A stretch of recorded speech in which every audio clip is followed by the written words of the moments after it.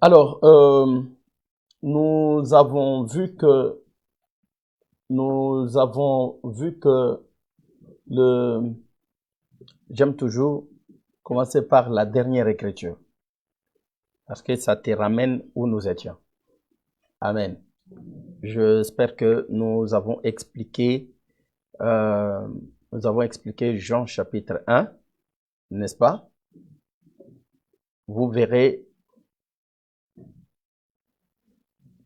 encore des grandes choses plus que celle-ci. Que Dieu te bénisse. Nous t'avons expliqué tous les mystères qu'il y a dans celle-ci. Que Dieu te bénisse. Que Dieu soit loué parce que je vois aussi que notre sœur Ardine est parmi nous. Que le nom de notre Seigneur soit béni. Cela signifie qu'elle est guérie. Que celui qui s'appelle les doigts dans la vie lorsqu'il vient faire le travail d'opérer des miracles, de guérir, qu'il soit loué. Parce qu'il est écrit que quand tu vois donc les doigts du Seigneur dans ta vie, cela signifie aussi que le royaume est venu vers toi. Que Dieu te bénisse.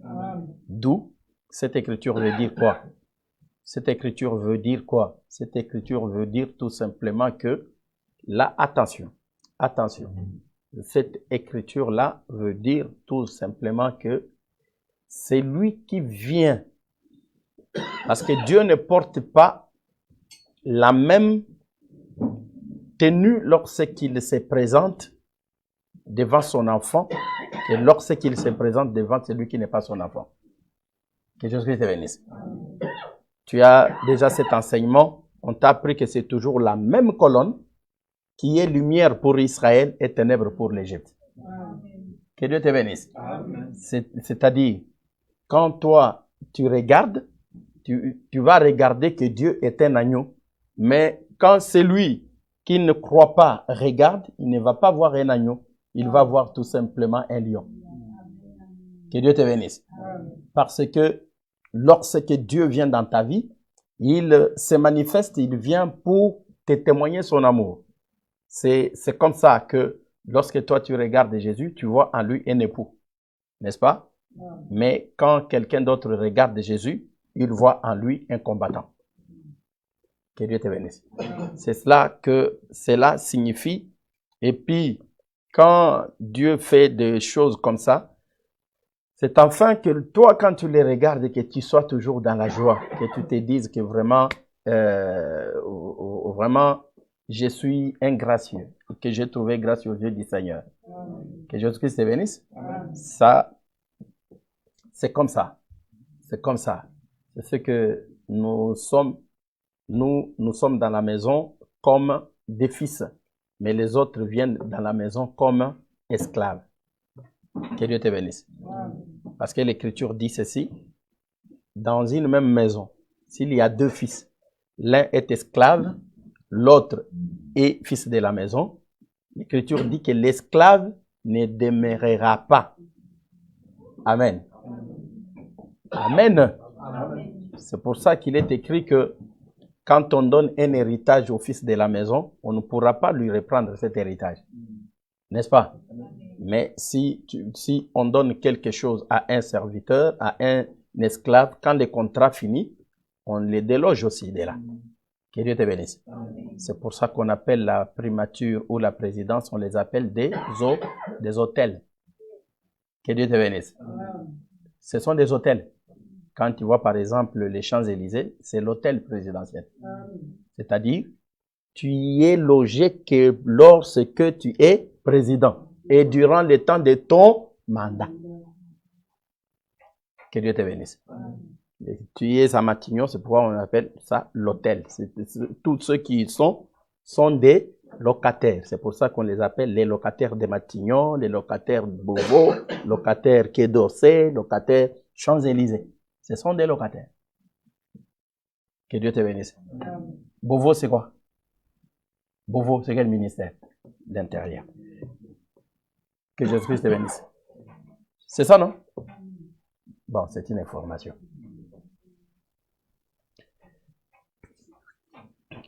C'est pour ça, quand on te parle de Bercy, c'est? Bercy, c'est? Économie, c'est comme ça. Il faut quand même, tu es en France. Ça, c'est pas écrit dans Jean ou dans Matthieu. Que Dieu te bénisse. On te dit, ah, Bercy a dit. Il faut comprendre que, bon, quand on parle de ça, Bercy a dit, pour les autres là-bas, quand on dit que Bercy a dit, c'est-à-dire ils voient les concerts.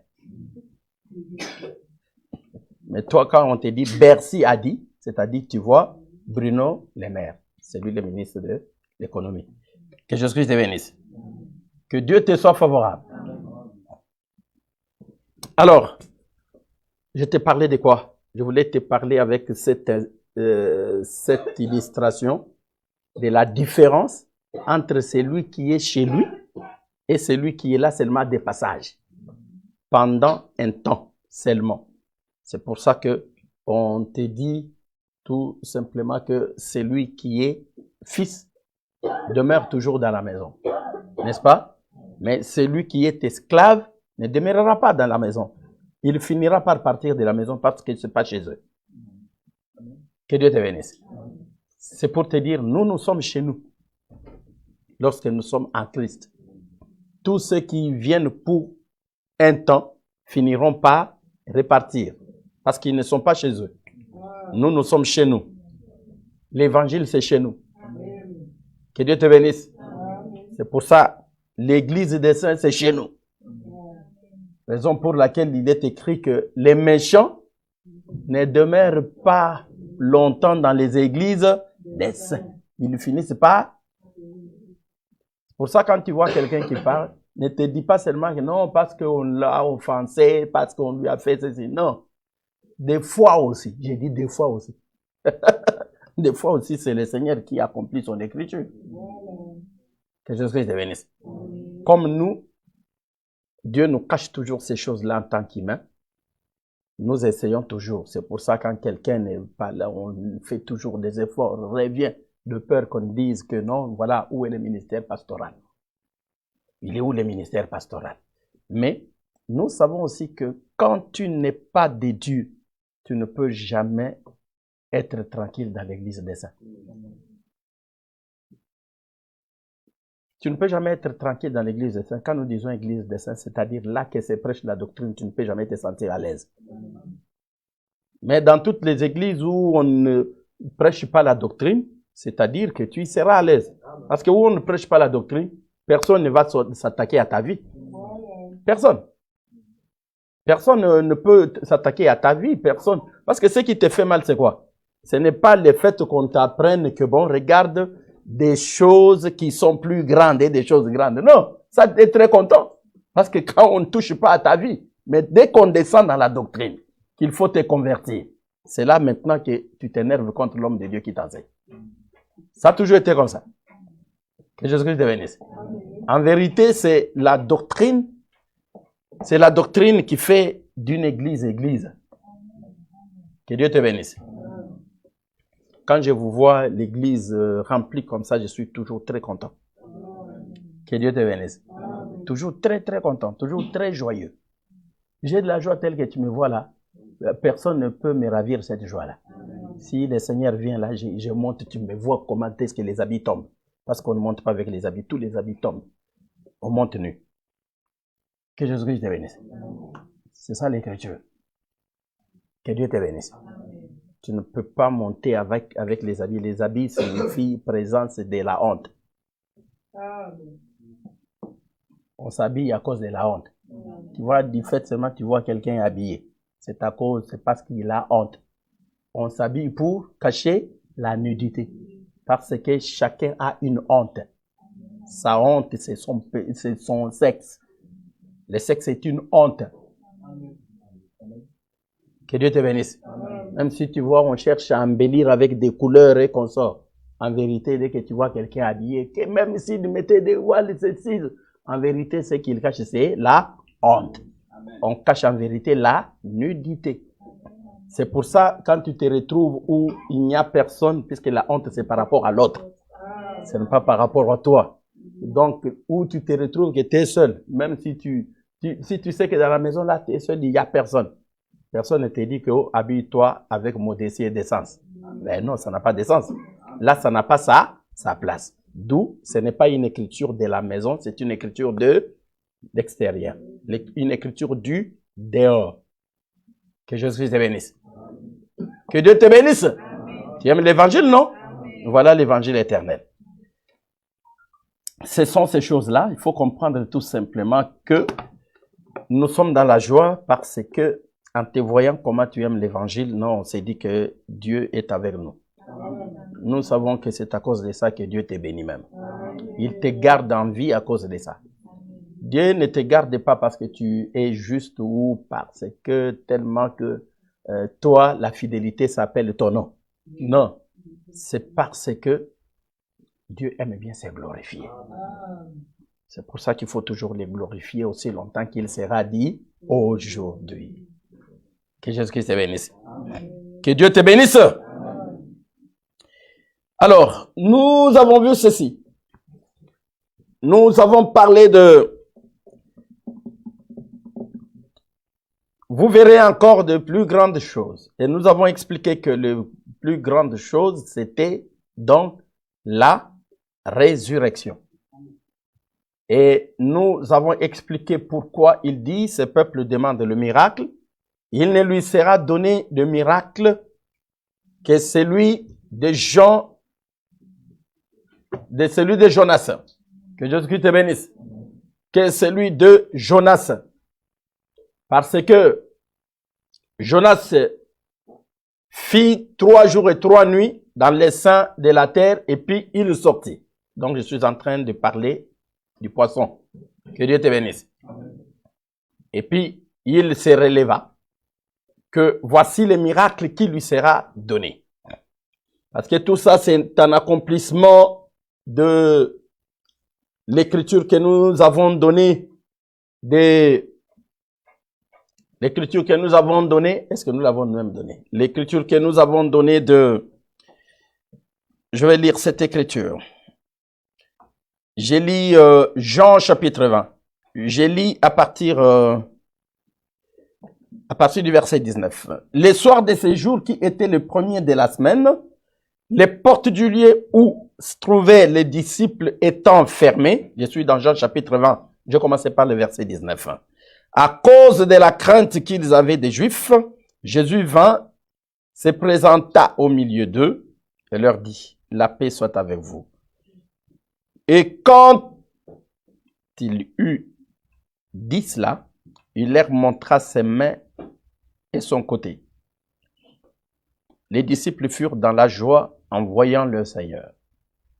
Jésus leur dit de nouveau, la paix soit avec vous. Comme le Père m'a envoyé, moi aussi je vous envoie.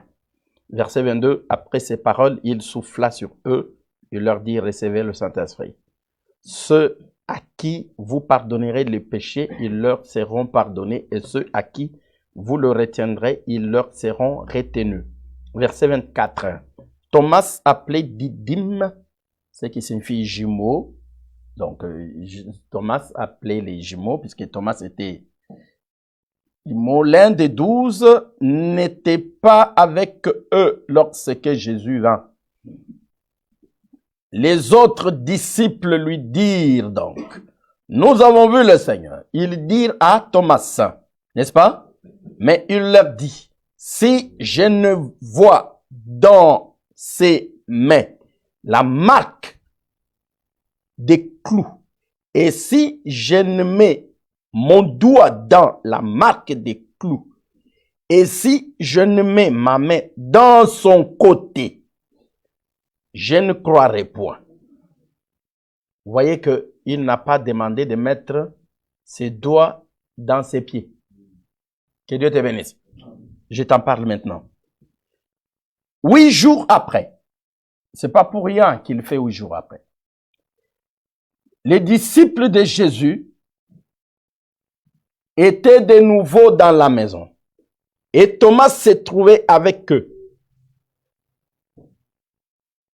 Jésus vint, les portes étant fermées, se présenta au milieu d'eux et dit, la paix soit avec vous. Verset 27. Puis il dit à Thomas, avance ici ton doigt et regarde mes mains.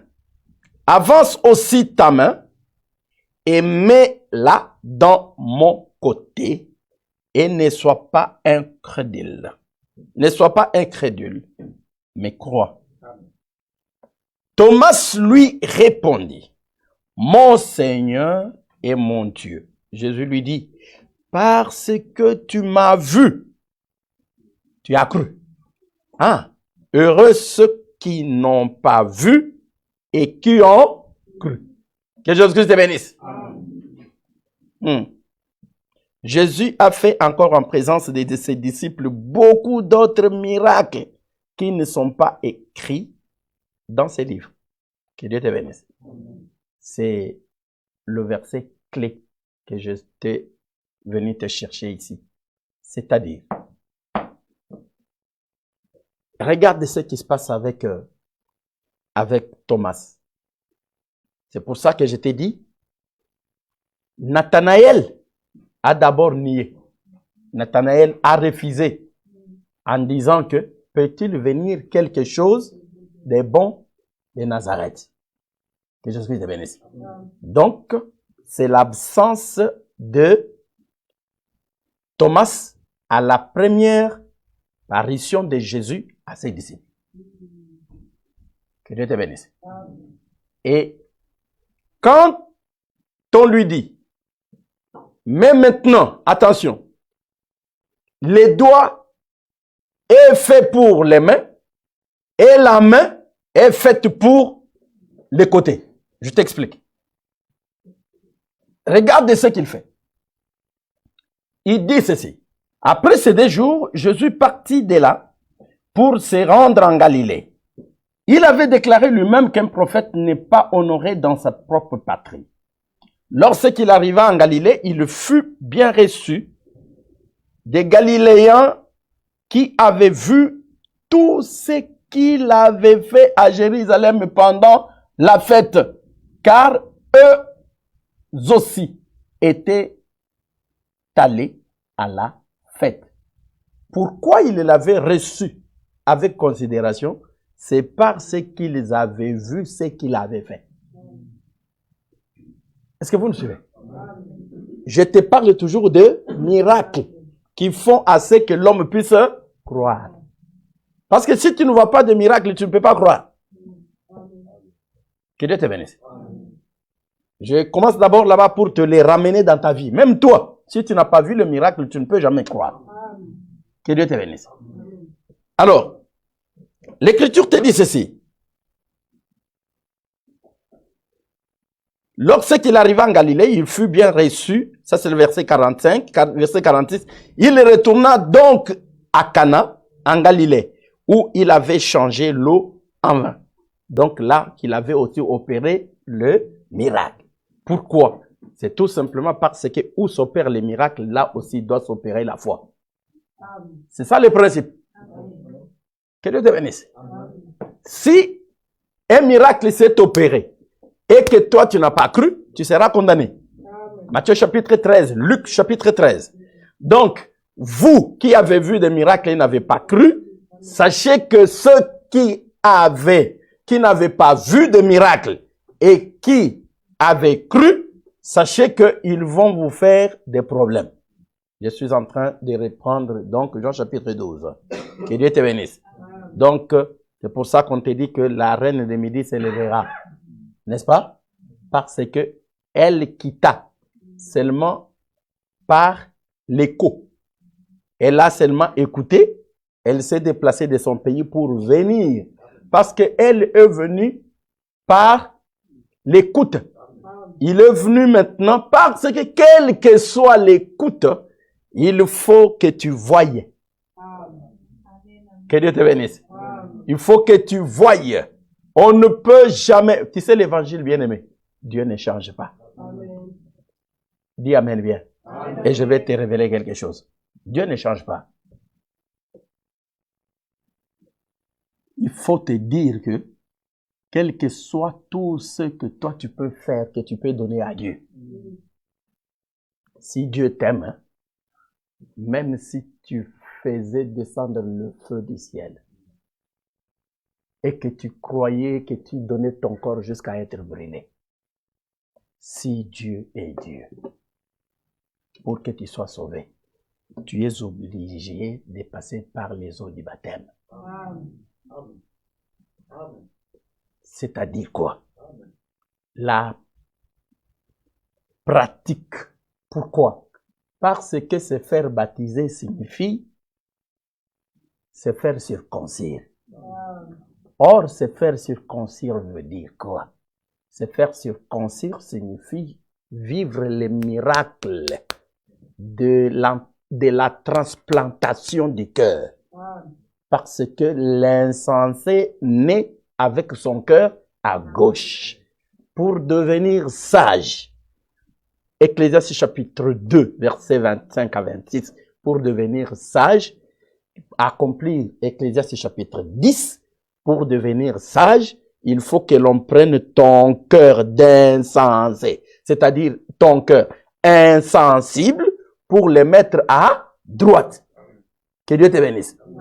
Afin que ton cœur devienne sage. C'est-à-dire, les sages se trouvent à droite et l'insensé se trouve à gauche.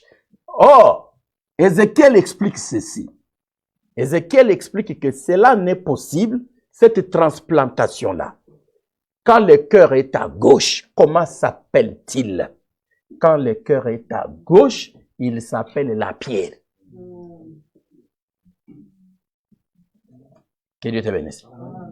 Autrement, je suis en train de te dire, la transplantation des cœurs, pour qu'il quitte de gauche à droite, signifie la transformation du cœur.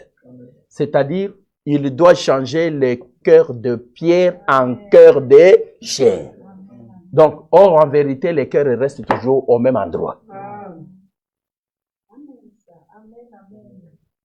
Que Dieu te bénisse. Le cœur, en vérité, reste seulement au même endroit. Mais Dieu les change. En les changeant là, on dit, on l'a transplanté. On l'a donc déplacé. On l'a déplacé de gauche à droite. Ça signifie quoi? Ça signifie les voyages. Parce que tu ne peux jamais être appelé de Dieu et demeurer toujours dans ton pays. C'est interdit. Je t'ai donné cet enseignement lorsque je t'ai parlé d'Abraham, qui devrait, pour que Dieu se montre à lui et qu'il lui montre sa bonté, sa puissance, sa force, il faut d'abord qu'il parte de son pays, de sa patrie, de sa maison. Que Dieu te bénisse. Cela veut dire quoi? Même si Dieu te faisait du bien et que tu as toutes les promesses du monde, pour que Dieu te sauve, tu dois d'abord sortir du monde. Amen. Or, sortir du monde veut dire tu dois te convertir. Amen. Tu dois te transformer. Amen. Tu ne dois pas demeurer païen.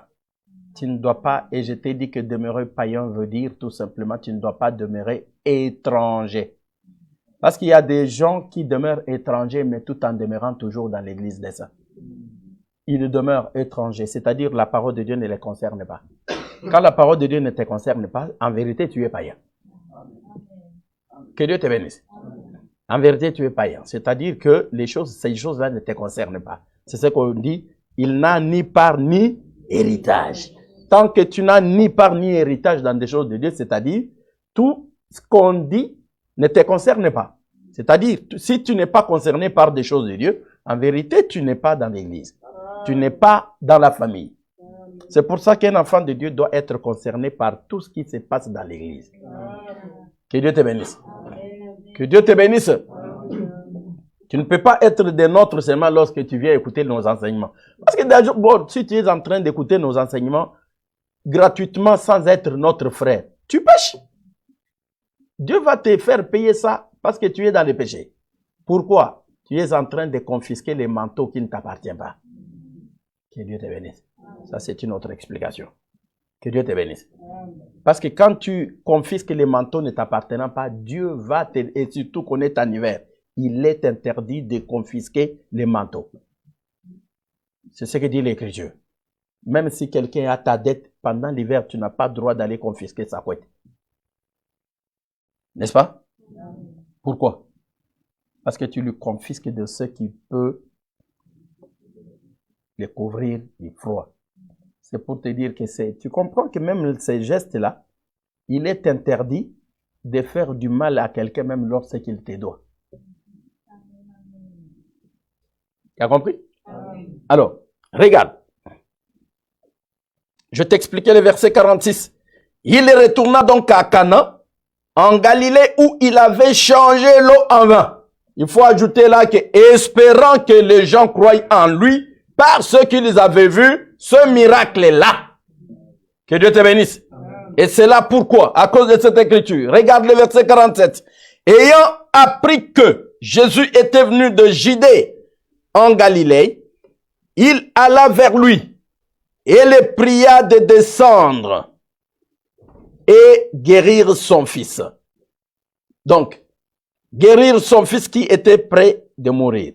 Jésus lui dit, si vous ne voyez de miracles et de prodiges, vous ne croyez point. Ah, que Jésus-Christ te bénisse. Si vous ne voyez de miracles et de prodiges, vous ne croyez point. L'officier du roi lui dit, Seigneur, descends avant que mon enfant meure. Va, lui dit Jésus, ton fils vit. Et cet homme crut à la parole que Jésus lui avait dite et il s'en alla. Comme déjà il descendait, ses serviteurs venant à sa rencontre lui apportèrent cette nouvelle. Ton enfant vit. Il leur demanda à quelle heure il s'était trouvé mieux. Et ils lui dirent, hier, à la 7e heure, la fièvre l'a quitté. Le père reconnut que c'était à cette heure-là que Jésus lui avait dit, ton fils vit. Et il crut, lui et toute sa maison. Jésus fit encore ce second miracle lorsqu'il fut venu de Judée en Galilée. Que Dieu te bénisse. Quel était ce miracle? C'était la guérison. Or, la guérison signifie la présence du doigt. Que Dieu te bénisse. Je suis en train de t'interpréter l'écriture qui dit, si vous dites que moi je chasse les démons par Belzébul, et que si ce n'est pas par les doigts de Dieu que toutes ces choses se font, alors si c'est par les doigts que toutes ces choses se font, c'est que le royaume est venu vers vous. Que Dieu te bénisse. Est-ce que vous comprenez? C'est-à-dire, avant que Dieu ne vienne pour t'apporter la vie éternelle, il t'envoie d'abord le miracle. C'est ça que je suis en train de te dire. Ce sont des miracles. Les miracles, c'est quoi? Je suis en train de te détailler ici que les miracles sont des signes précédant les saluts. Et maintenant, je suis en train de te parler du miracle qui fait que tu croies. C'est quoi? C'est la transformation du cœur. Que Dieu te bénisse. Pour te dire que si quelqu'un n'est pas transformé, il ne peut jamais être sauvé. Or, la transformation du cœur, on la reconnaît par quoi? On la reconnaît par la traversée. C'est-à-dire, tu changes de côté. C'est ce changement de côté-là que je t'ai expliqué, les déplacements du cœur. Le cœur quitte une rive pour aller à l'autre rive. Que Dieu te bénisse.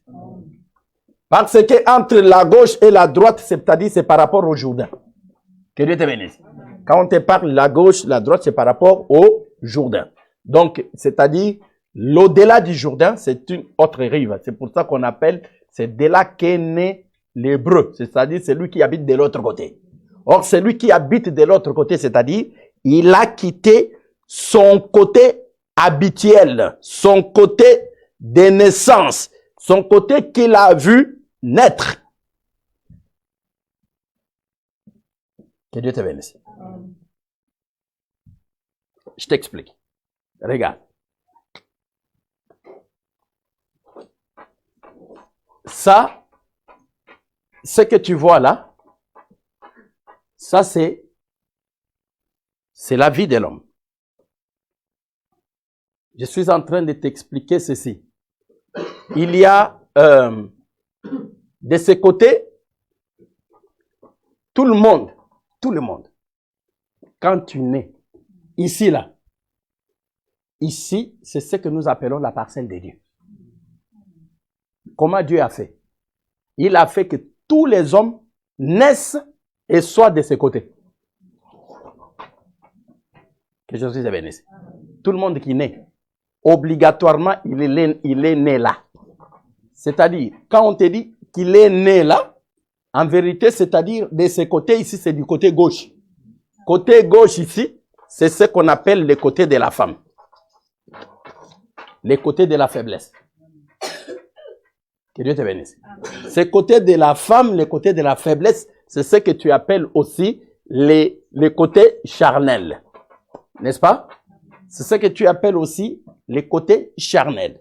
Et ce côté charnel ici, c'est ce que tu appelles aussi le monde.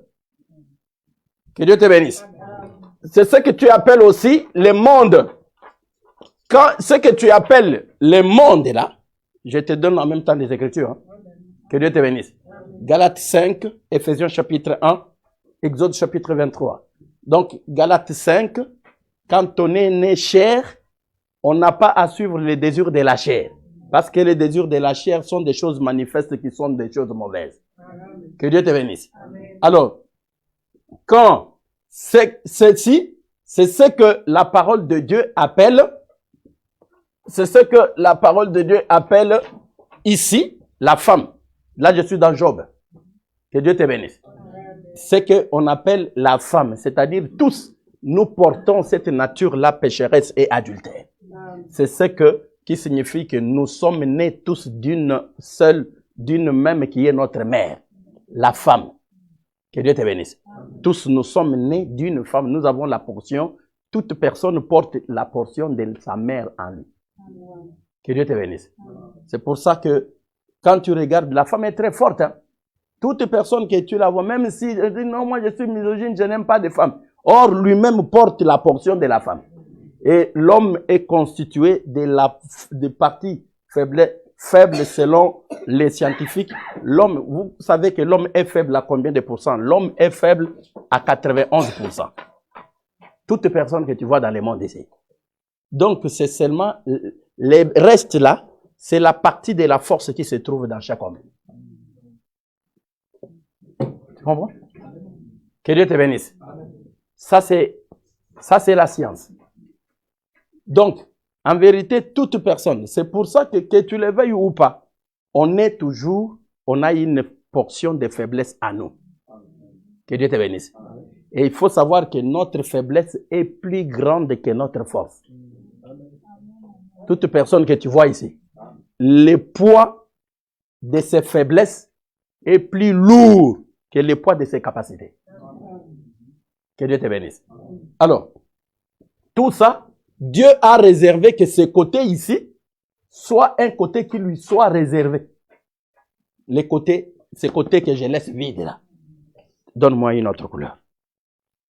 Alors, ce côté ici, voilà. Ce côté ici que nous mettons en vert ici, ça c'est son côté qui lui appartient. Le côté qui appartient à Dieu.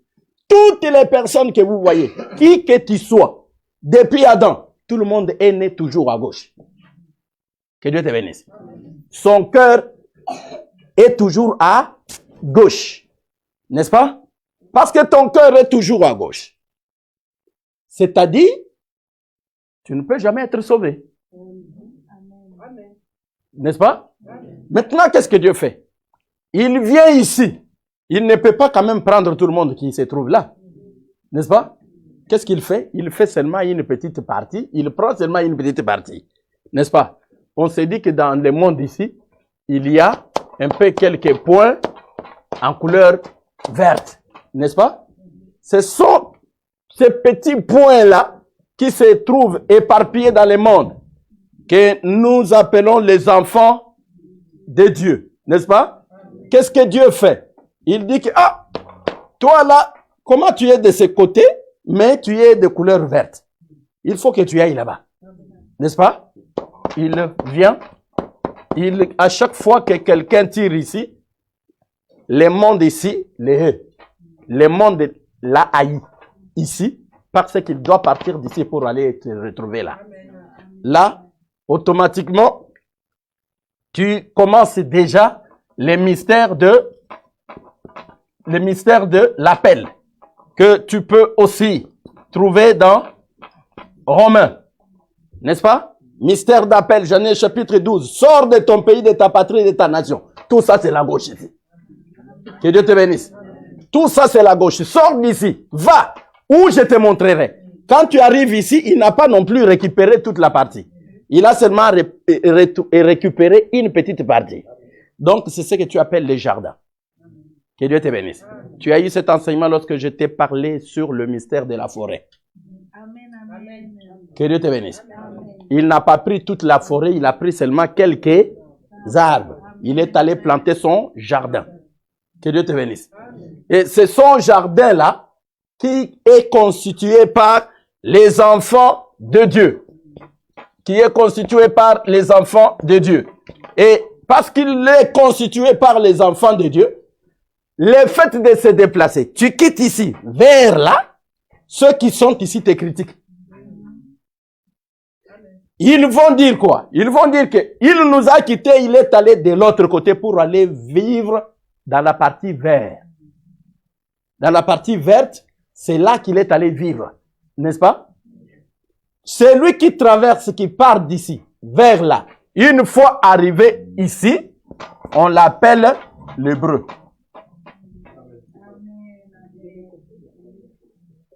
Que Dieu te bénisse. On l'appelle l'hébreu. C'est ainsi que toi, tu es hébreu. Hébreu veut dire seulement, c'est lui qui vit. Et parce que tu es allé d'ici à là, c'est ici que nous disons, quand tu viens ici, comme tu ne veux plus vivre comme de l'autre côté, ils te disent, ouf, lui, il a sa façon de vivre, son cœur n'est plus comme les nôtres. C'est-à-dire, nous gardons notre cœur à gauche, lui a changé son cœur. Son cœur est devenu un cœur de droite. C'est pourquoi toi, un enfant de Dieu, si le monde ne reconnaît pas que tu es toujours, si le monde ne reconnaît pas que tu as changé, que tu n'es plus le même, il y a un problème en toi. Il y a un problème en toi. Qui ne doit pas seulement être le même. On dit, ah, lui, on le reconnaît, il est terrible comme ça. Non. Il faut que tu changes. Tu dois changer. Pourquoi? Parce qu'en vérité, tu ne dois plus être le même. C'est pourquoi l'Écriture dit que voici des choses anciennes sont passées et toutes choses sont devenues nouvelles. Toutes choses deviennent nouvelles lorsqu'on traverse. Or, tu n'as pas une autre couleur? Ok. Or, ok, merci. Ah, encore ça, c'est très bien. C'est en noir. C'est-à-dire, notre fleuve est en noir. N'est-ce pas? Tu traverses les noirs, tu quittes les bleus pour traverser les noirs avant d'être dans les... Ah! Alors, ici, là, c'est ce que nous appelons le fleuve de la vie. Que Dieu te bénisse. Le fleuve de la vie ici est appelé aussi les trains de la vie. Le fleuve de la vie aussi est appelé aussi les eaux de baptême. Amen. Que Dieu te bénisse. Amen. Il faut traverser ça. Si tu n'as pas encore traversé ça, tu ne peux jamais être sauvé. On traverse ceci par le baptême. Que Dieu te bénisse. C'est par le baptême que l'on traverse.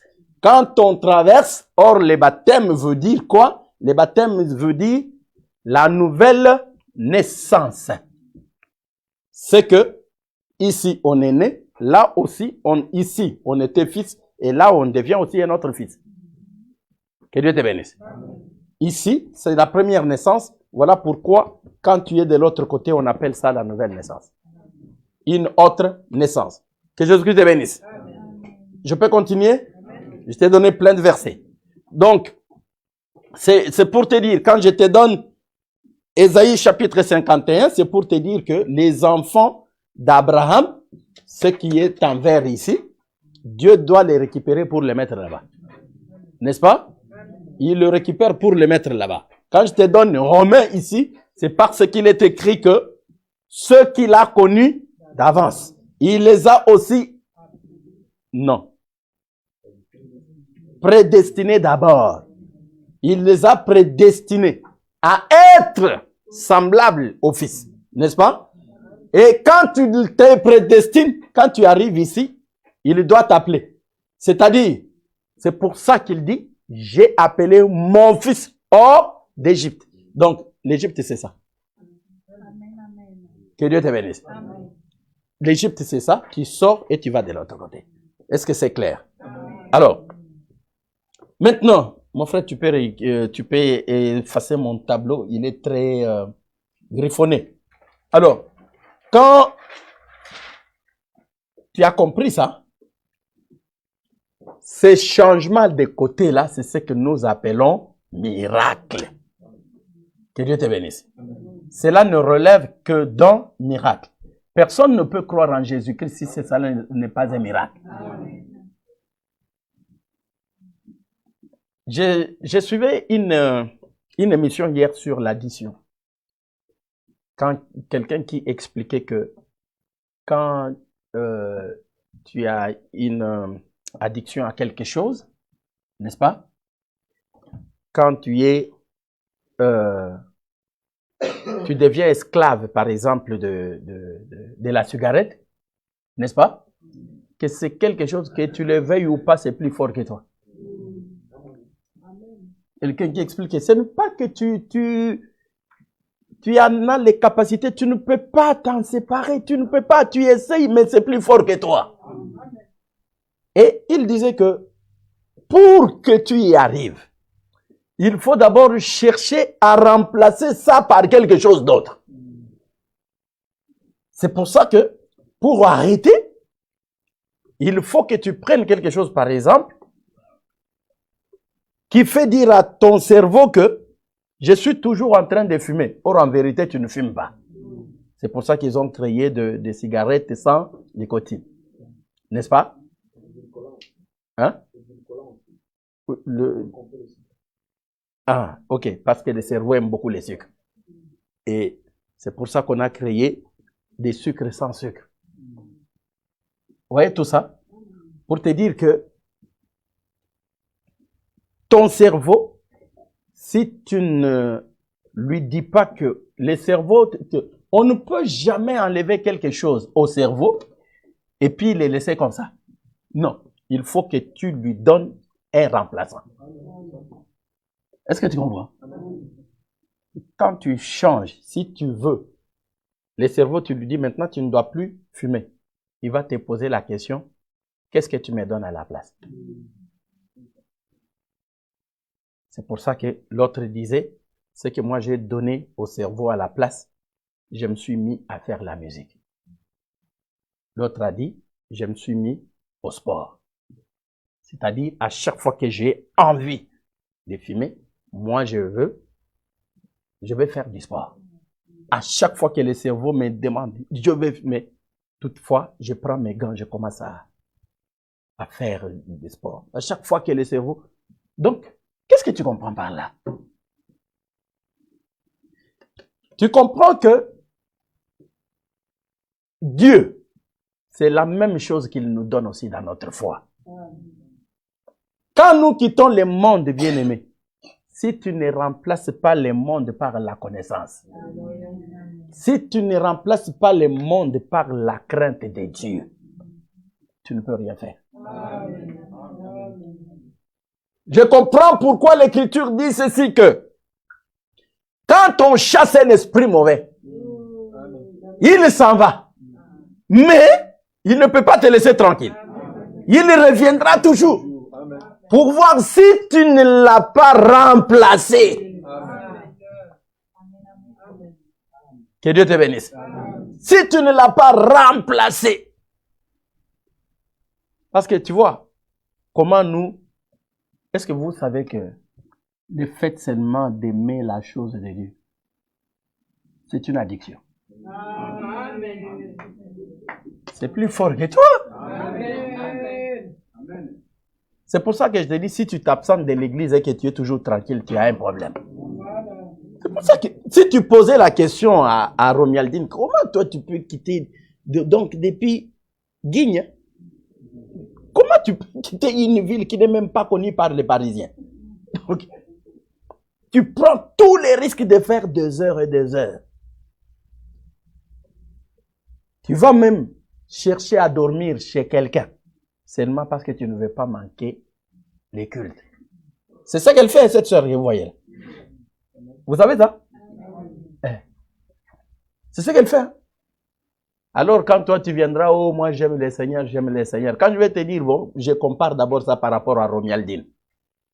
C'est pour voir ton niveau en fait. Que Dieu te bénisse. C'est pour voir ton niveau. C'est comme j'ai parlé avec une sœur, je lui faisais comprendre un peu pour qu'elle comprenne bien. Je pense que j'ai parlé avec Jessica. Je lui parlais sur le frère Isaac. Je lui dis que regarde, ses frères.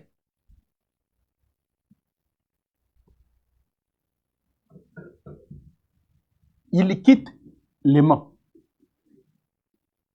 Il achète son billet très cher. Il vient, si tu calcules combien il dépense. C'est-à-dire, lui, le culte n'est pas seulement un problème spirituel, d'amour. C'est un problème aussi de sacrifices et de dépenses financières. Que Jésus-Christ te bénisse. Un problème de dépenses financières.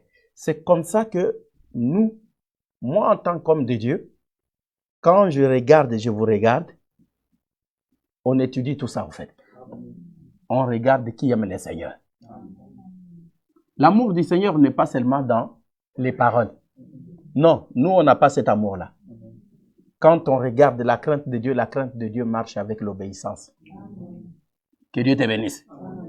La crainte de Dieu marche avec l'obéissance.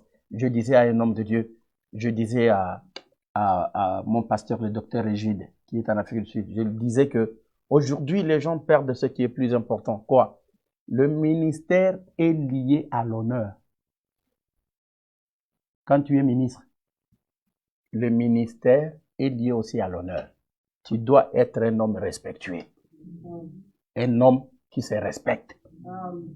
Parce que, c'est-à-dire que le ministère est lié à la bonne réputation aussi. Ce n'est pas seulement la connaissance.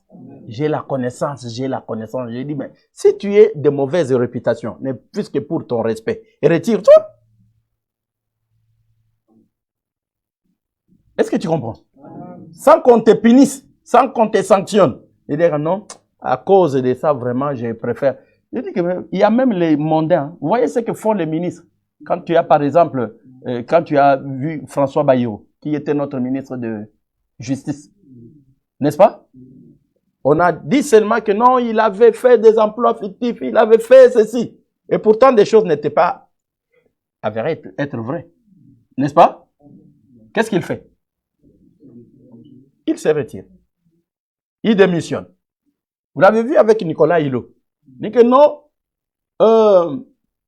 voilà, il y a des plaintes, ceci, comme on a toujours des femmes bizarres. Quand quelqu'un n'est pas ministre, on ne dénonce pas qu'il avait fait d'agression sexuelle sur moi.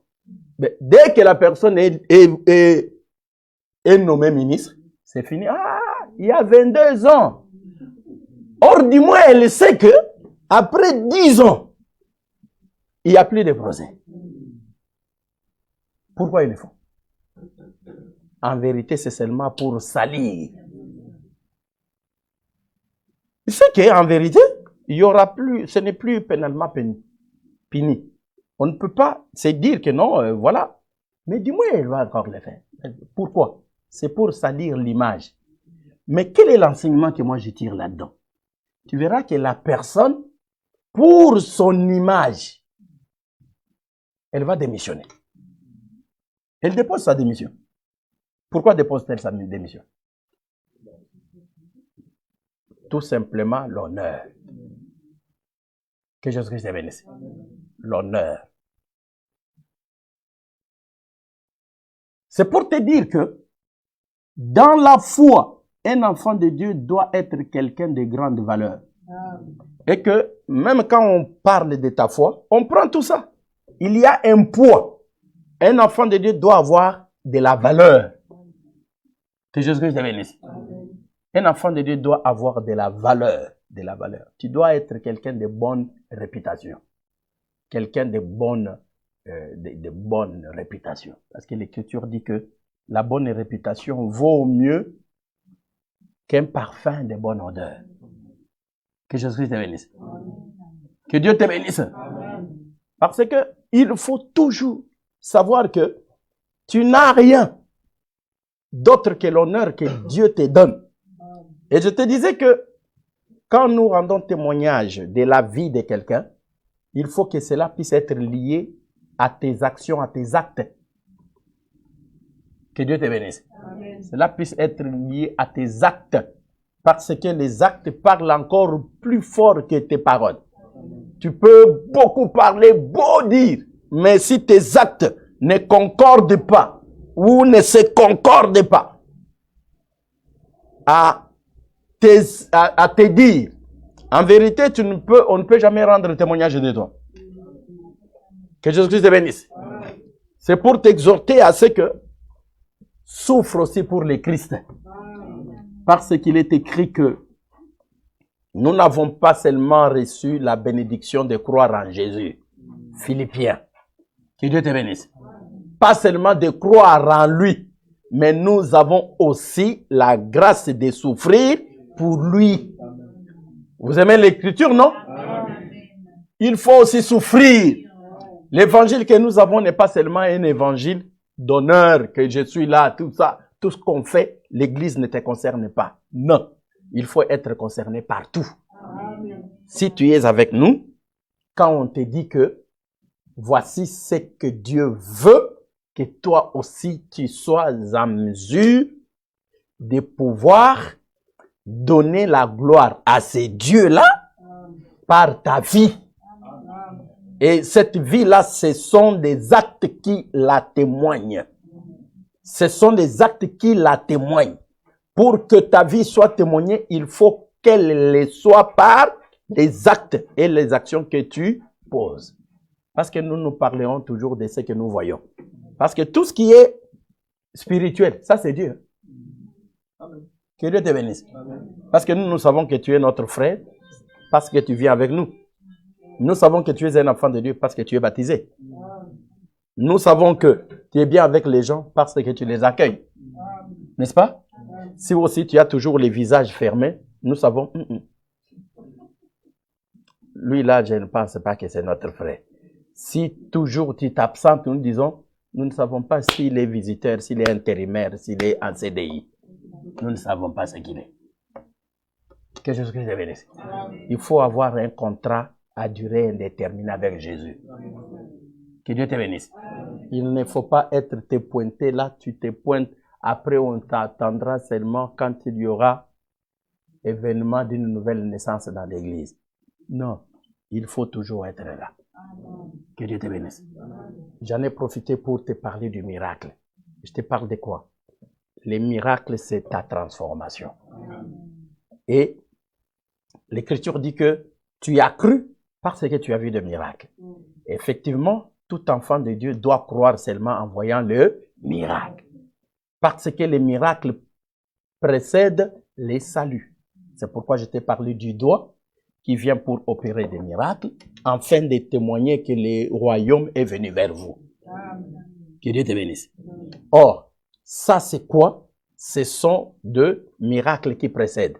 Alors, je t'explique cela avec la parole. Regarde ce qui se passe. Avant que Jésus ne vienne, il ne pouvait pas venir directement s'introduire. Non. Pour qu'il vienne s'introduire, qu'est-ce qu'il fait? Il commence d'abord par précéder, par se faire précéder par C'est lui qui amène le miracle que je viens de te montrer là. C'est lui qui amène le miracle que je viens de te montrer. Parce que je viens de te montrer ceci. Je viens de te montrer que il y a ce côté-là qui est vert, il y a ce côté qui est bleu, et il y a donc le fleuve qui sépare les deux. N'est-ce pas? Alléluia. Amen, amen. Tu as compris, non? Maintenant, on te dit ceci. Qu'est-ce qui se passe? Tu verras que Jésus, je viens de te dire que les miracles doivent toujours précéder les saluts. Les saluts, c'est la lumière que Jésus lui-même. N'est-ce pas? Et maintenant, qu'est-ce qui se passe? Quand je te dis qu'il s'est fait précéder d'abord par les miracles, c'est quoi? Je viens de t'expliquer que le miracle, c'est les changements des côtés du cœur. C'est la transformation du cœur de pierre en cœur de chair. C'est ce que l'on appelle aussi dans les langages de Moïse, on appelle ça la circoncision. Et les langages en Jésus, on appelle ça le baptême. Et dans les langages apostoliques, on appelle ça la conversion. Que Dieu te bénisse. Moïse appelle ça la circoncision. N'est-ce pas? Oh. Que Dieu te bénisse. C'est la même chose. Ce qu'on appelle la circoncision de l'autre côté là. C'est ce que nous appelons aussi aujourd'hui la conversion. C'est ce qu'en Jean on a appelé le baptême. Tout simplement. Que Dieu te bénisse. Et tout ça, c'est ce que tu as appris que dans les baptêmes, il y a la repentance. C'est ce temps-là, c'est cette repentance-là que nous appelons le changement. Et maintenant, quand je te dis que Jésus s'est fait précéder par les miracles, c'est parce qu'en vérité, Dieu n'est pas dans les miracles. Dieu s'est fait seulement précéder par des miracles. Pour que ceux qui voient les miracles puissent trembler et qu'ils puissent croire. C'est ça que je te montre depuis mercredi. Que Jésus-Christ te bénisse. Or, notre miracle, je viens de te montrer que c'est les baptêmes. C'est pourquoi Jésus n'est pas venu baptiser. Il a fait précéder sa venue par Jean qui était venu pour baptiser. Que Dieu te bénisse. En d'autres termes, cela veut dire quoi? Exode chapitre 12. Cela veut dire tout simplement que, regarde, Jésus,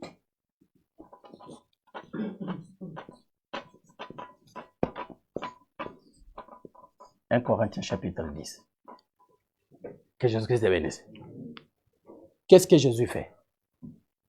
Jésus, lorsqu'il vient dans le monde, il ne vient pas là que les chemins n'est pas encore aplani.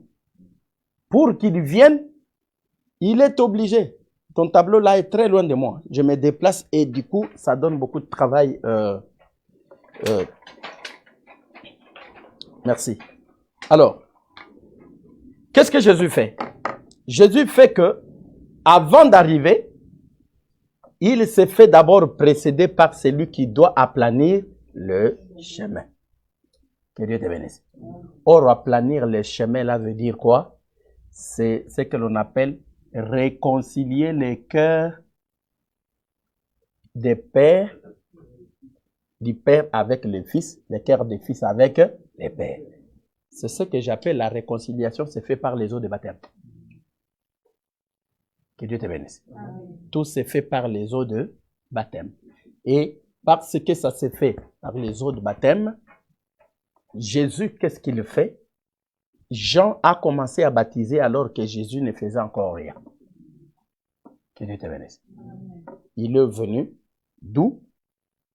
Ce que Jean faisait là, c'était quoi? C'est pourquoi Jésus appelle ça les miracles. Toute la vie de Jean-Baptiste était un miracle. C'est pour ça qu'on te dit, as-tu déjà vu quelqu'un qui se nourrit de miel et de sauterelles? N'est-ce pas? Quelqu'un qui quitte les maisons des hommes pour aller habiter dans les déserts. Donc, toute sa vie déjà était un miracle. N'est-ce pas? Et pourquoi? Parce qu'il dit que je suis venu préparer le chemin pour celui qui doit venir après moi. Or, celui qui vient après moi là est plus grand que moi. La grandeur, qu'est-ce que Jésus amène? Étant grand, il amène tout simplement les saluts.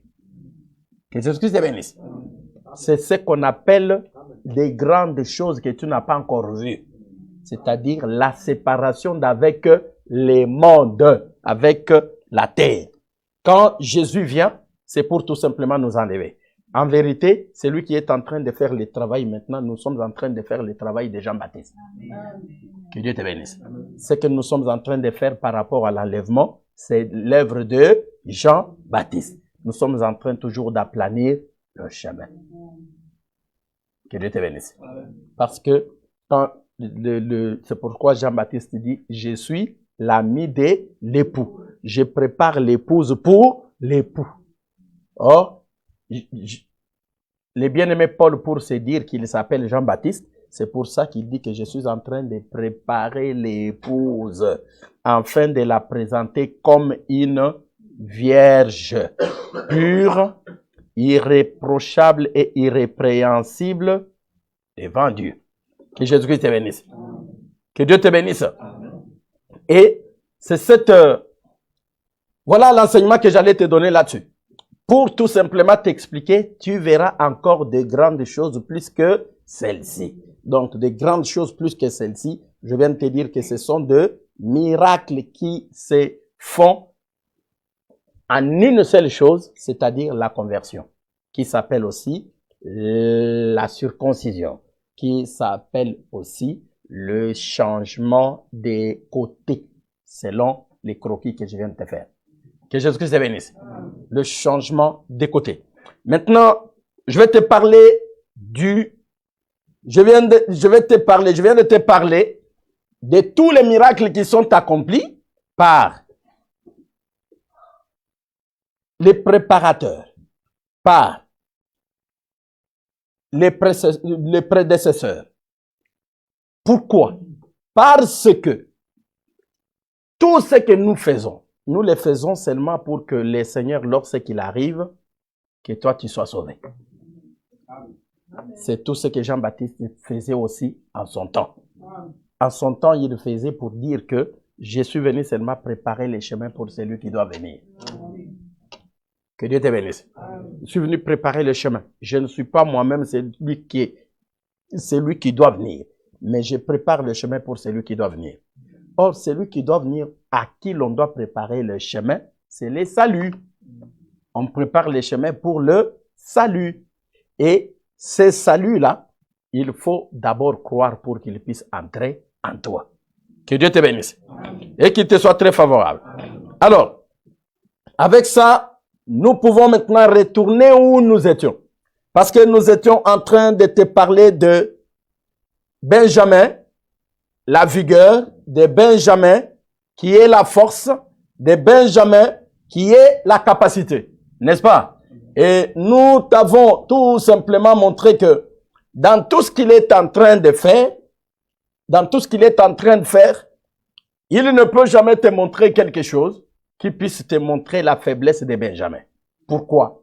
Benjamin, c'est la vigueur, Benjamin, c'est la force. Nous sommes en train de te parler de ces Benjamins. Nous t'avons parlé de dimanche, de celui-là qui est capable de pouvoir défendre toute la maison. N'est-ce pas? Or, c'est lui qui doit défendre toute la maison. Alléluia. Oh. Ne pensez pas que même si j'avais ouvert la parenthèse de t'expliquer ces choses, tu verras des choses plus grandes que ceci. Ne pense pas que j'avais oublié où j'étais. Que Jésus te bénisse. Que Dieu te bénisse. Qu'est-ce qui m'avait amené là? J'étais seulement en train de te montrer que Benjamin doit être en vérité le premier-né. Ruben. N'est-ce pas? C'est lui, Ruben. Or, pour être Ruben, il faut être la force du Père. C'est là que je t'ai parlé de flèches. Je t'ai parlé en vérité que c'est les fils qui défendent les pères. N'est-ce pas? Le père, lui, est en sécurité parce que l'Écriture déclare que tu peux reprendre ton tableau. L'Écriture déclare que mon fils, si seulement tu es sage, mon cœur sera dans la joie et je serai fier quand je répondrai aux ennemis, à mes ennemis. C'est ça notre écriture clé. Que Dieu te bénisse. Or, nous t'avons montré que l'écriture qui dit que mon fils, si tu es sage, moi je serai fier lorsque je répondrai à ceux qui viendraient pour m'outrager. N'est-ce pas? On t'a montré que, en vérité, la sagesse dont il est question, parce que l'évangile ne se contredit jamais, n'est-ce pas? Que la sagesse dont il est question lorsqu'il dit que si tu es vraiment fort, moi, je n'aurai pas peur. C'est pour ça que l'on t'a amené dans Somme, qui te dit tout simplement que les fils de la jeunesse sont une fierté pour le père qui en a rempli les carquois. N'est-ce pas? Pour un père qui en a rempli les carquois. Parce que il sera fier quand il parlera avec ceux qui se présenteront et qui se pointeront devant la porte. Lui ne répondra pas, mais ce sont ces flèches-là qui répondront. Et nous t'avons amené dans Genèse chapitre 34 pour te parler que, regarde, lorsque Dina a été déshonorée, ce n'était pas Jacob qui s'est levé pour aller combattre, mais plutôt ce sont les fils qui se sont levés. Donc ces fils-là étaient en vérité les flèches dans les carquois du combattant. Que Dieu te bénisse. Or, quand nous parlons de tout ça, c'est pour ça que nous sommes allés voir l'écriture de bien-aimé Salomon qui dit ceci. Mieux vaut un fils sage qu'un roi vieux qui n'écoute même plus les conseils des autres. Que Jésus-Christ te bénisse. Ah. Maintenant, je suis obligé de te répéter l'enseignement. Il faut avoir l'habitude de ne pas oublier. C'est comme là. Tu sais pourquoi je n'ai pas voulu te parler du doigt et de la main de Thomas? Je sais que je t'ai dit que je vais te parler. Peut-être toi tu as oublié, mais moi je n'ai pas oublié. Que Dieu te bénisse. Je t'ai dit pourquoi il dit mets ton doigt dans mes mains, mais il ne dit pas que mets ton doigt au pied. Jésus-Christ te bénisse. Il ne dit pas mets ton doigt dans mes pieds. Parce qu'il avait aussi des plaies là. Il n'a pas dit mets là. Et quand tu lui parles de mets tes doigts, il ne dit pas que mets tes doigts dans mes côtes. Il dit mets ta main. Que Jésus-Christ te bénisse. Que Dieu te bénisse.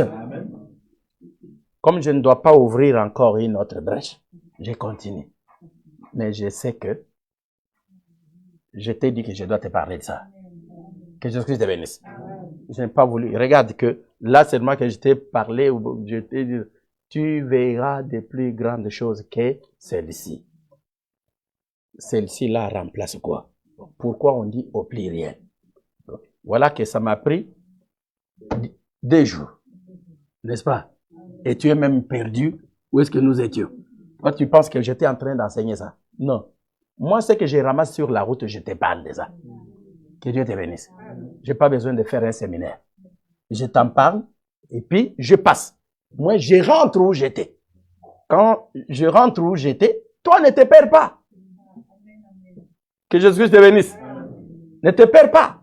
Parce que si je me mettais là à te parler encore, je peux bien mettre le thème de mon séminaire, les doigts de Thomas. Un très bon titre, les doigts de Thomas. Ou soit que, pourquoi pas comment on peut intituler ça? Les spécialistes peuvent déjà formuler ce qu'il faut mettre. La main et les doigts de Thomas. Ou soit les 5 plaies de Jésus. Comme si, tu vois, quand tu trouves les gens impolis, ils te disent que Jésus avait 5 plaies. C'est faux. Que Jésus-Christ te bénisse. Il ne faut pas suivre les gens tels que des Micheline Chaban. Oh, potana imitano. Oh, non, mais non, imitano. Potana imitano. Tu trouves, et les styles, tu sens vraiment qu'il n'y a pas, même pas l'odeur du Saint-Esprit. Ça, c'est vraiment, Dieu n'a pas, Jésus n'a jamais eu 5 plaies. Parce que pour elle, donc il dit que, une main, 2 mains, un pied, 2 pieds, donc ça fait 4, plus, ça fait 5. Donc pour lui, pour elle, même l'écriture qui dit que non, on l'a flagellé et qu'on a posé même une couronne d'épines. Donc pour elle, elle n'avait jamais été blessée. Ça, même un catholique, même un catholique, je dis que cette femme-là n'est pas intelligente. Même un catholique te dessine quand même que Jésus, on voit quand même les sangs qui coulent. Hein? Vous voyez, non? Le sang coule de partout. Mais elle qui te dit que j'ai le Saint-Esprit, te dit qu'il y en a 5. Il y a même des prédicateurs de l'évangile éternel qui récupèrent ça. Aux 5 plaies de Jésus. Mon frère, que Dieu te pardonne. Mais tu vas trouver comment les gens crient. Alléluia! Il va dire 5 ministères. Tu vois, il y a des ministères du pied gauche et le ministère du pied droit. Le ministère du... Parce que tout ça, mensonge sur mensonge. Mensonge. Il ne faut pas prêcher des choses comme ça. Dieu n'aime pas des choses comme ça. Que Jésus-Christ te bénisse. Que Dieu te bénisse. Et que la grâce soit sur toi. Alors, regarde ce que je suis en train de te dire. Je te dis tout simplement que lorsque tu as Dieu, Dieu est là pour t'enseigner la parole. Dieu t'enseigne la vérité. Et la vérité, tu sais que la vérité est cachée à tout le monde. Mais elle est révélée seulement à la race d'Abraham. Parce que il n'y a pas une chose qui soit comparable vraiment à ce que nous avons trouvé sur notre chemin. Parce qu'en vérité, nous étions en train de marcher ne sachant où nous allons. Mais Dieu nous a croisés. Il nous a dit, où allez-vous? Où allez-vous? Suivez-moi. Que Jésus-Christ te bénisse. C'est ce qu'explique Psaume. Et aussi, les bien-aimés, Paul a récupéré ça pour le mettre dans Actes des Apôtres, chapitre 17. Il faut savoir que quand nous cherchons Dieu, nous les cherchons en tâtonnant. Et pourtant, nous tâtonnons, mais il n'est pas loin de nous. Que Jésus-Christ te bénisse. Il n'est pas loin de nous. Parce que tout ce que nous faisons, nous sommes des enfants de la bénédiction. Les fils élus. Alors, regarde ce que j'étais en train de te dire. Je te disais que je continue avec Benjamin, les flèches du Père, les flèches du Père. Quand je dis les flèches du Père, alors que je parle de Benjamin seul, ne dis pas que Benjamin est une flèche. Non. Que Jésus te bénisse. Benjamin constitue plusieurs flèches. Que Dieu te bénisse. Parce que Benjamin constitue les flèches du Père. Parce que dans Benjamin, il y a plusieurs. C'est surtout ça que j'aimerais que tu me suives avec beaucoup d'attention maintenant. D'ailleurs, je t'ai montré que lorsque on te parle de la vigueur, c'est pas pour rien que je t'ai pris cette écriture. Genèse chapitre 49, versets 17 à 18, je lis. Dan sera un serpent sur le chemin, une vipère sur les sentiers, mordant les talons du cheval, pour que les cavaliers tombent à la renverse. J'espère à ton secours, ô Éternel. Verset 14. Issachar est un âne robuste qui se couche dans les étables. Il voit que le lieu où il repose est agréable et que la contrée est magnifique. Et il courbe son épaule sous les fardeaux. Il s'assujettit à un tribut.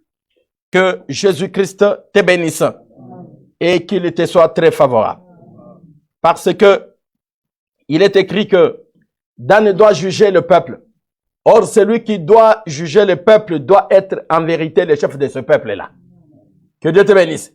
C'est que nous voyons que Dieu est en train de nous parler que il ne peut jamais tu avoir un roi qui ne soit juge. C'est ce que nous voyons que ici les prophètes avaient déjà parlé que Dan allait juger son peuple. Or, regarde ce que dit l'Écriture. Je suis dans Exode, chapitre 18. Le beau-père de Moïse vit tout ce qu'il faisait pour le peuple et il dit, que fais-tu là pour ce peuple? Pourquoi sièges-tu seul? Seul est que tout le peuple se tient-il devant toi depuis le matin jusqu'au soir? Moïse a répondu à son beau-père, c'est que le peuple vient à moi pour consulter Dieu. Quand ils ont quelques affaires, ils viennent à moi, je prononce sur eux et je fais connaître les ordonnances de Dieu et ses lois. Le beau-père de Moïse lui dit que ce que tu fais n'est pas bien. Tu t'épuiseras toi-même et tu épuiseras ce peuple qui est avec toi, car la chose est au-dessus de tes forces. Tu ne pourras pas y suffire seul. Que Jésus-Christ te bénisse. Et maintenant, écoute ma voix. Je vais te donner un conseil. Que Dieu soit avec toi. Sois l'interprète du peuple auprès de Dieu et porte les affaires devant Dieu. Enseigne-leur les ordonnances et les lois et fais-leur connaître le chemin qu'ils doivent suivre et ce qu'ils doivent faire. Choisis parmi tout le peuple, verset 21. Choisis parmi tout le peuple les hommes capables, craignant Dieu, des hommes intègres, ennemis de la cupidité. Établis-le sur eux comme chef de milliers, chef de 100, chef de 50, chef de 10. Verset 22. Qu'il juge le peuple. Qu'il juge tout le peuple. Qu'il juge le peuple en tout temps. Qu'il porte devant toi toutes les affaires importantes et qu'il prononce eux-mêmes sur les petites causes. Allège ta charge et qu'il la porte avec toi. Que Jésus-Christ te bénisse. Ici, je suis venu te parler de Moïse et les juges. Que Dieu te bénisse. Moïse, les juges. Or, Moïse, les juges veut dire Moïse, les rois. Moïse, les rois. Moïse, le chef. Regarde-moi cette écriture. 2 Samuel chapitre 5. Je lis. Toutes les tribus d'Israël vinrent auprès de David à Hébron et dirent, voici, nous sommes tes os et ta chair. Autrefois déjà, lorsque Saül était notre roi, c'était toi qui conduisais et qui ramenais Israël. L'Éternel t'a dit, tu paîtras mon peuple d'Israël et tu seras le chef d'Israël. Ainsi, tous les anciens d'Israël vinrent auprès du roi à Hébron, et le roi David fit alliance avec eux à Hébron devant l'Éternel. Ils joignirent David pour roi sur Israël. David était âgé de 30 ans lorsqu'il devint roi et il régna 40 ans. À Hébron, il régna sur Juda 7 ans et 6 mois. Et à Jérusalem, il régna 33 ans sur tout Israël et Juda. Que Jésus te bénisse.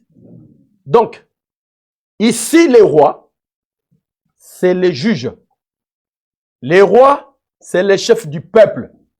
Les rois, ici, c'est les combattants. Que Dieu te bénisse. C'est lui qui sort et qui ramène le peuple sans en perdre un seul. C'est lui qui est le chef du peuple. Et l'Écriture dit que autrefois, quand Saül était encore notre roi, c'est toi qui sortais. Ah, ok. Donc, sortir là, ramener le peuple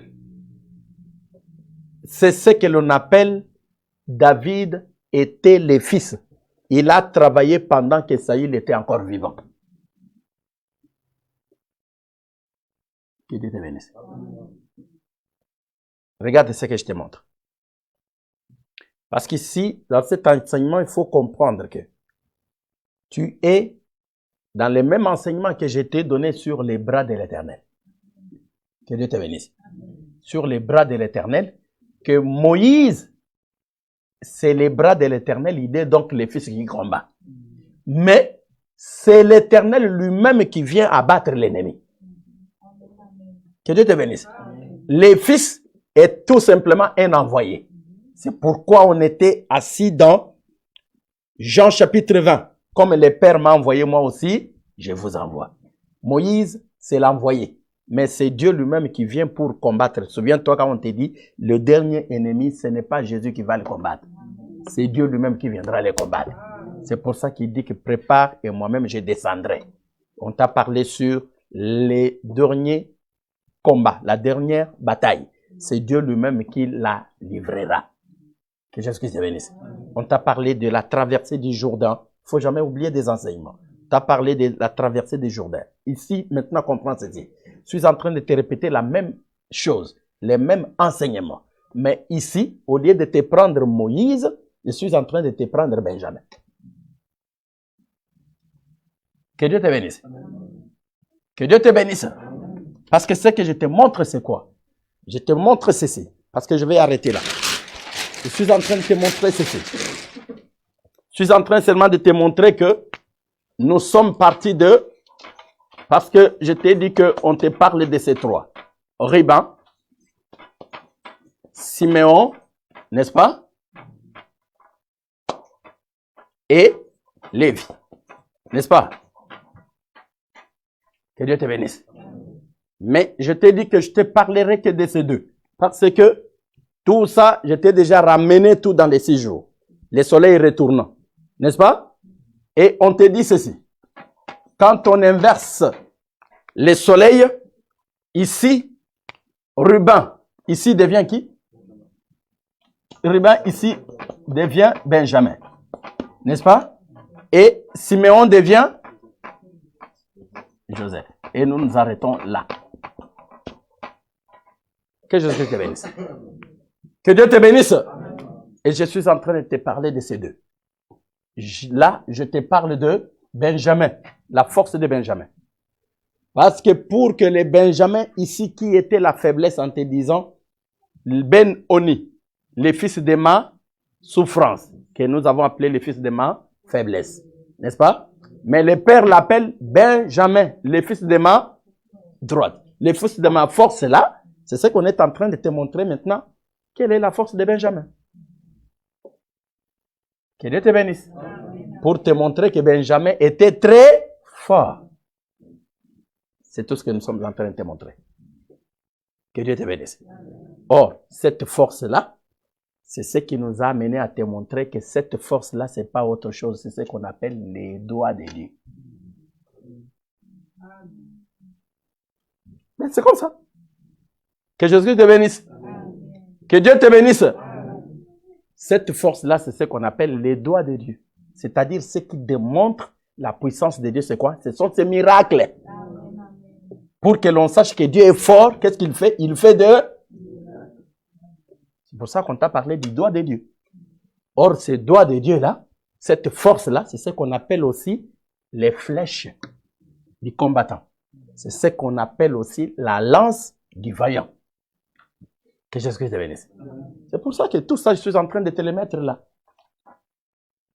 Pourquoi je t'ai dit, autrement, je veux te parler, je suis en train de te parler de Benjamin ici, qui s'appelle les loups. Que Dieu te bénisse. Parce que Benjamin, c'est un loup qui déchire. C'est pourquoi je te montre ça. Pourquoi est-ce que pour que l'on voie que vraiment toi tu es vaillant, il faut que tu te battes contre les loups. Et les loups ici, je t'ai montré que le mystère du loup, c'est parce que le loup, en vérité, a le mystère de rassemblement. Que Dieu te bénisse. Dans les loups, C'est pourquoi je t'ai parlé de celui qui attaque par les meutes, par les grands nombres. Que Jésus te bénisse. C'est pourquoi, pour te prendre ça, je t'ai dit que Benjamin, ici, en vérité, ce sont plusieurs flèches qui sont dans un carquois.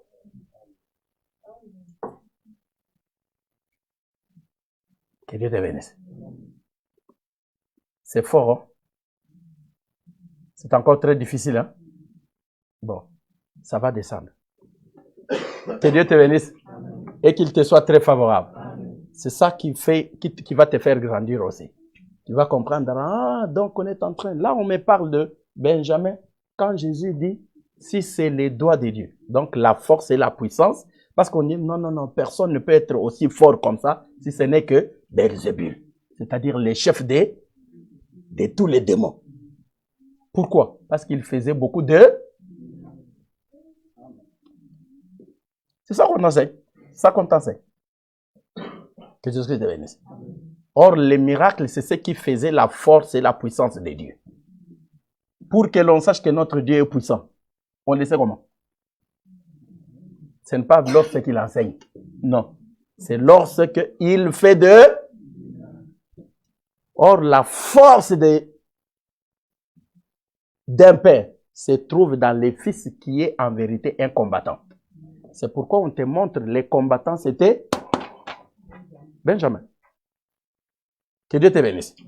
Or, c'est Benjamin là, quand le père présente Benjamin, il ne parle pas que Benjamin est très fort. Il te montre que c'est lui qui est très fort, c'est... Que la grâce de Jésus soit sur toi et que sa miséricorde se renouvelle encore. C'est pour ça qu'il faut prier que Dieu te donne l'intelligence pour comprendre afin que tu écoutes comme écoute un disciple. Parce que tous les disciples qui sont là, ils ont déjà très très bien compris. Là, ils se disent que mais pourquoi ils traînent là? Ils traînent pourquoi? On a déjà compris. On a déjà compris. Or, il y a ceux qui regardent encore comme ça. Que la grâce soit sur toi. Mais tu vas très bien comprendre. On est en train tout simplement de te parler. Quand nous allons les ramener en Christ, tu vas comprendre que c'est tout facile. Mais on ne doit pas directement commencer par Christ. On commence d'abord par ce qui est caché. Que Dieu te bénisse et qu'il te soit favorable.